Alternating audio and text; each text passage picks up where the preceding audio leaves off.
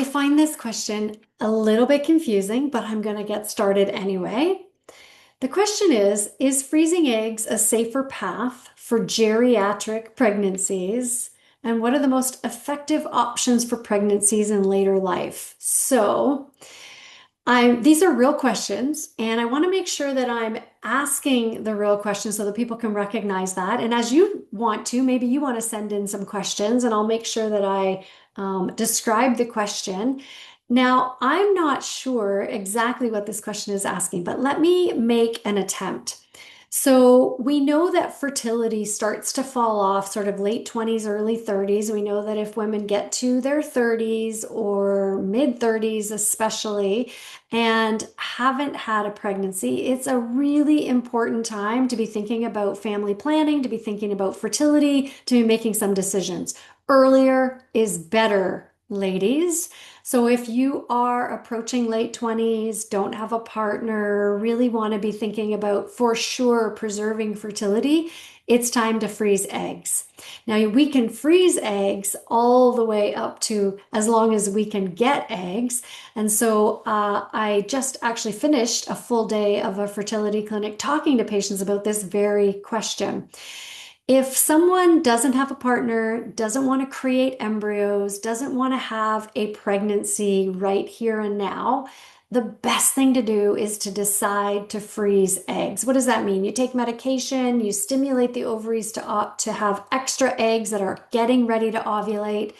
Those eggs are matured and then they're retrieved, and those eggs are frozen. Those eggs are frozen. They thaw really well. They can then be fertilized almost as well as fresh eggs.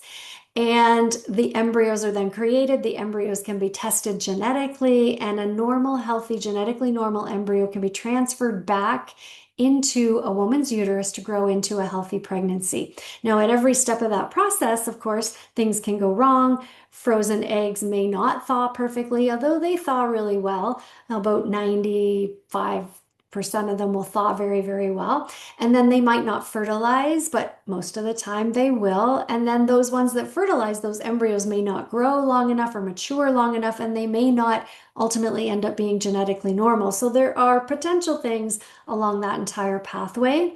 So the more eggs and the healthier and the younger eggs, the better chances of that healthy pregnancy outcome.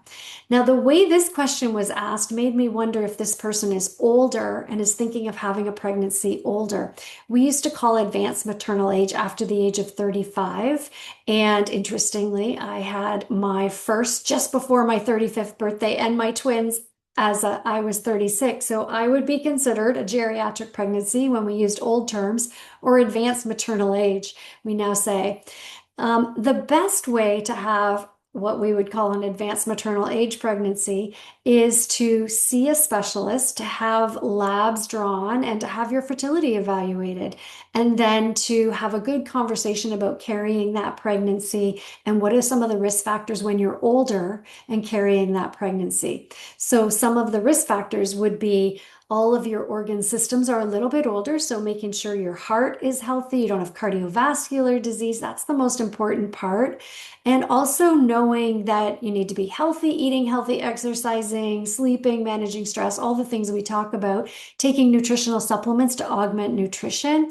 And we also know that that placenta sometimes doesn't have as much vascular, because of older blood vessels, doesn't have as much vascular supply as someone who is younger, who's carrying a pregnancy. So we want to be monitoring that pregnancy to make sure that the placental circulation is feeding the baby, and that the baby's growing, and that the fluid around the baby and all the baby's development is normal. So I would do that if someone were having an advanced maternal age pregnancy. But to actually get pregnant, that would be a conversation around what are the hormone levels? Are the eggs still healthy? And anytime after about the age of 35, there's risk of genetic abnormalities. There is before that too, but once you cross that sort of threshold, OBGYNs get a bit more concerned about chromosome abnormalities like Down syndrome, trisomy 13, trisomy 18, because those eggs are older. And so those eggs aren't always chromosomally normal beyond the age of 35. And so there's additional prenatal testing that can be done. There's preconception testing that can be done. And then after a woman is pregnant, she needs to be monitored and baby needs to be monitored. So there's a lot in that answer. And I hope that I've answered a couple of things. Firstly, if you're thinking of delaying pregnancy, really important to get those eggs frozen as soon as you know that you definitely want to have a pregnancy and that you want to delay, because the younger the eggs, the better the success.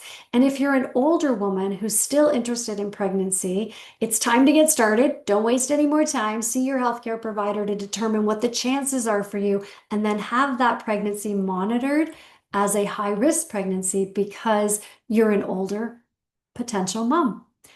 I hope that's helpful. And don't forget to subscribe, to like, and to follow, because I am loving bringing all of this information to you. And I really want to hear from you. How's it going? What are you liking? And what questions may you have to clarify the ones I'm answering or to ask new questions?